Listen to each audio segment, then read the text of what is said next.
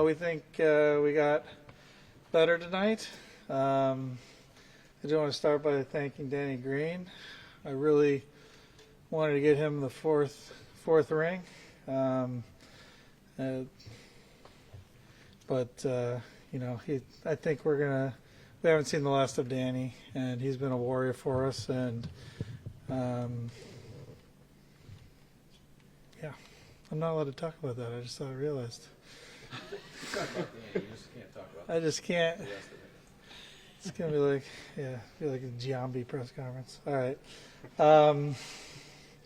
right. Yeah. So we feel like we got better. This is a very Dave Schaller's put me on with the media when I can't talk about anything, so this is great. So how did you get better? Thank you for saving me. That doesn't save me. We're excited about possibility of some trades coming. We're thinking we might be able to pick up a rotation piece. Why does the NBA do this to us? So I do want to thank our staff who worked a billion hours on draft picks that may not be here in the future. Sorry, I don't know what I'm allowed to say. Going into tonight, all right, sweet. Going into Thank tonight, you obviously had things that you were looking for to make your team better. Yes. What sorts of things were you looking for to make your team better? Thank you. We're trying to win now. We're looking for players who can contribute, and we were the number one defense 2 years ago. We were good last year. We want to make sure we improve that. So if we could get a perimeter defender, maybe for a draft pick, we'd feel very good about that. I think someone like that is something that could really contribute and be a two-way player. Someone like that would be a really nice addition. Let's just say, in theory, Mm-hmm. you were trying to get one of those players versus, a rookie like somebody drafted, even somebody who's a college player for a few years. Sure. Do you find it harder for those rookies if you're drafting them to contribute in the type of basketball you're trying to play? I think so. I think both are important. I think I've talked before. I like having a mix of vets and young guys who are pushing the vets. So I think we value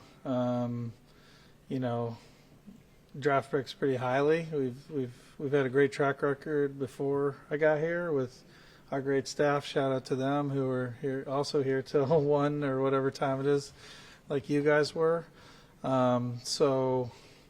Look, we it's really valuable when you give up a pick, but we're sort of in what we think is a very important window. We haven't made it as far as we think. Obviously haven't made it as far as we have wanted to, and so we're looking for more win now. If we could get someone maybe earlier in their career but already contributing and could be here for a long time, that would be great too. So I guess some deals sort of like that. I guess it's looking ahead, like into free agency, just like what kind of goals are you trying to check off there or anything? You just mentioned win now players. Yeah, we're excited for free agency. I don't know how it'll play out, but Josh and David have given us every ability to do whatever we need to do in free agency to make the team better now. Add hopefully another rotation piece. That's a little ways away, and who knows how it'll play out. But people want to play here. People love our team. People love playing with Joel. Love playing with James. Love playing with Tobias. We're optimistic about free agency, but have no idea how that one's going to play out. So Where do you think you guys are, having watched the last 2 rounds of the playoffs in the Eastern Conference and the NBA Finals? I guess you have to project a healthy James and a healthy Joel as those 2 foundational pieces. But how close do you think you are to being competitive with, Milwaukee with Middleton, the Heat, however they're comprised, and Boston, I guess, would be the 3 that come in front of mind? Yeah, those are tough teams. I think we can compete with them, absolutely. All of them. I think of the teams you mentioned, I think we're definitely better than some of them. Some of them, I think they'd earn the respect. They're probably better than us. We got to show we can beat them. But, we feel like absolutely we're going to play better and add a couple key pieces, hopefully, in trade and hopefully in free agency. And we feel very good about where we'll be. Losing Danny, where do you think you are on the wing right now? We might need another wing. Daryl, what would you say you liked about how the Memphis Grizzlies played basketball last season? Well, they made it the same as us, right? Second round they made it. Is that right? Yeah, no, they're a deep team. Play hard, defend well, good in transition. Would you say a player from a program like that, where they have a pretty good recent draft and development history, I'm just does going it to bring remind you? everyone, guys, I know what we're trying to get at here. We can't talk about the trade until the trade is official, Yeah. so When Please, you work when with us on you're this. when you're talking with various trade partners, Daryl, do you get any extra confidence about acquiring outside players if they come from places that are notorious for? I think mostly we like when they come from winning teams and programs because you feel better they're going to be able to plug into a high level winning team like ours. So. How much is still kind of unsettled with regards to what you think you're going to end up doing over the next month or so, or do you feel like you have a pretty good idea of how things are going to? Don't have a good idea. I mean, look, again, Josh and David are going to, let us spend whatever we need to spend. The CBA constrains us in certain ways so that, sometimes you don't get everyone you want because of that. But, we think, mapping it out best we can with, quite a few options, maybe 8 to 12 that we think could contribute and might be in the range of what we're allowed to do. We feel pretty good that we might get someone that'll contribute and be in our playoff rotation. The backup center spot. Mhm. In the playoffs, Doc went to Paul Reed. You got Charles Bassey, and then you got two free agents, like veterans, and DeAndre and Mhm. Paul.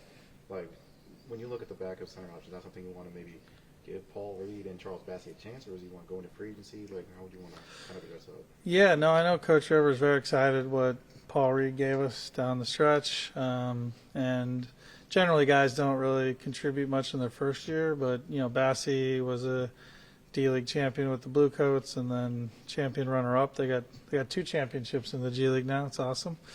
And, I think the hope is it's a long shot on a great winning team like ours, but the hope is that Bassey could contribute at some point this year. Paul hopefully build on what he did at the end of last year. I think if they're, again, we're going to be opportunistic with, a bigger spend in free agency. There will be opportunistic looks at minimum spends.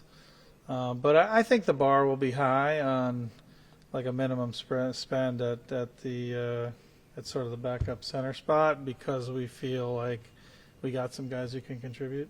You talk about Charles and Paul. We know they were among the young guys that have been here over the last couple of weeks working out, maybe getting ready for summer league. What types of opportunities does the offseason provide for young guys like that, and how much attention are you paying to what they're up to? Yeah, they're here every day, which has been great for draft. We're again spending money. We're in 2 summer leagues because we want to give our young guys as much chance to show what they can do. And so, we have that in the off-season program. And, Coach Rivers does a really good job with, giving young players a development plan and a lot of opportunity to improve over the off-season and then show what they got in training camp next year. And looking at the offseason broadly, how much do you value just we want to address these specific weaknesses that we recognized last year, and how much of it is just we want to add good players? I generally go for the best player that we can get and then try to figure it out. I think I've said this before, but I really believe like if you like sort of lock in, we're going to do X, that it can lead to missing opportunities and ideas on if you get this player, you can maybe do some other moves to make it all work. So don't go in with any preconceived notion. So When you're looking at that kind of veteran minimum market, what are like the variables that those guys are looking for? I mean, it seems like some teams kind of have some success getting those guys, and then it's got to be tough to convince those guys, to come to a certain situation. Like, well, we like to call it veteran floor because it's like 2.8 million now. So God bless anyone who can Right. get a $2.8 million salary. I will say, so look, actually it is helpful. The salaries are very high. So that used to be an issue like 20 years ago when I was doing this. I would say there's a mix. Either a player wants to be on a winning team, because they're at that stage of their life career, or they're looking for a role, like a clear role where they know they'll get. So those are probably the two that are the main. You're either selling like a winning team or a role. And one nice thing too, it's very easy to sell the city as well. There are some teams that I wouldn't want to have to sell, but I'm thrilled to be selling Philadelphia. So like when you talk about roles and you're kind of like putting all the dots together, like what can you reserve a role for a veteran minimum guy? Like, can you offer a guy a role? Or is it? it depends on how the rest. If you're talking about minimums, it depends on how the rest of free agency might shake out. I think one good thing about Coach Rivers is people want to play for him because he's very upfront with what role they'll have, and I think that's helped us recruit. We're hopefully after free agency going to be a fairly deep team, and so maybe we will have a challenge like promising roles. But, I do think what balances that is city, winning team, Coach Rivers. I can't tell you how much, when I'm out there, people are like, I want to play for Doc. So that's been very helpful for me. Take a couple more. You took Jaden Springer a year ago. Yeah. Just looking back, how do you feel about his rookie year, and where do you feel he's at right now? What are the expectations moving forward? So we think he can take. I'm glad you asked because we only talked about Charles, who was last year, but we think he can take a big leap forward. He was also on that same, championship G League team and runner-up champion. He's defensively, he's there. Like defensively, and he's only 19, I think, if my memory serves.